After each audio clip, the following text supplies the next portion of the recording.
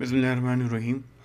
मैं हूं behzad खान और हम अपने एंगुलर के कोर्स में आयुफ साहब की तरफ से आज हमने जो एंगुलर प्रोजेक्ट बनाया था अपने पिछले लेक्चर में, इस प्रोजेक्ट स्ट्रक्चर को हम देखेंगे कि कैसा है, क्या क्या फोल्डर्स हैं, क्या क्या फाइल्स हैं, कि हमें बात अच्छी तरीके से समझ में आ सके।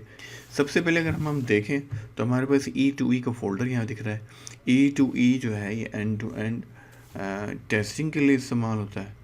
आप जो भी प्रोजेक्ट बनाते हैं इसकी टेस्टिंग होती है, तो टेस्टिंग के लिए डिफरेंट किस्म के यूनिट टेस्ट होते हैं जिससे कंपोनेंट्स को टेस्ट किया जाता है।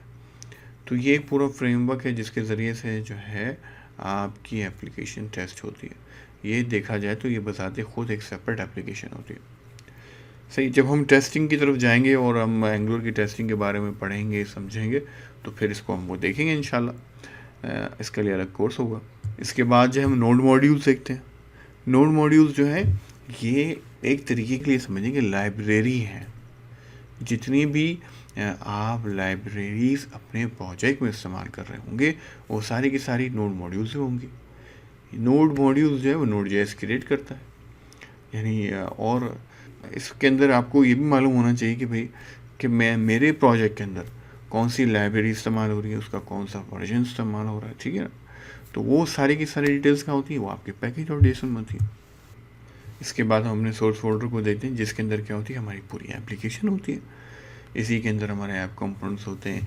इसी के अंदर क्या हमारी main.ts फाइल होती है जहाँ से एप्लीकेशन आपकी स्टार्ट होती है, ठीक है।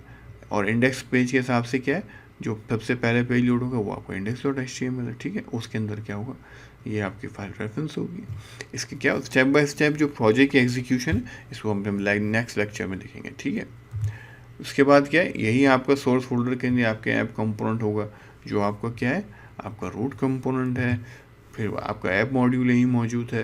कहने का मकसद ये है कि ये सारा का सारा कोड आपका एप्लीकेशन का जो कोड होगा वो क्या होगा, वो आपके सोर्स फोल्डर में होगा। सही, ये एसेट्स का फोल्डर है। एसेट्स के फोल्डर से मुराद है कि जो इमेजेस कोई वगैरह आप अपने एप्लीकेशन में इस्तेमाल करेंगे वो सारे यहाँ पे होंगे। उसके बाद अगर हम नीचे आए सोर्स फोल्डर को बंद कर दें तो हमारे पास ये एडिटर कॉन्फ़िग फाइल है।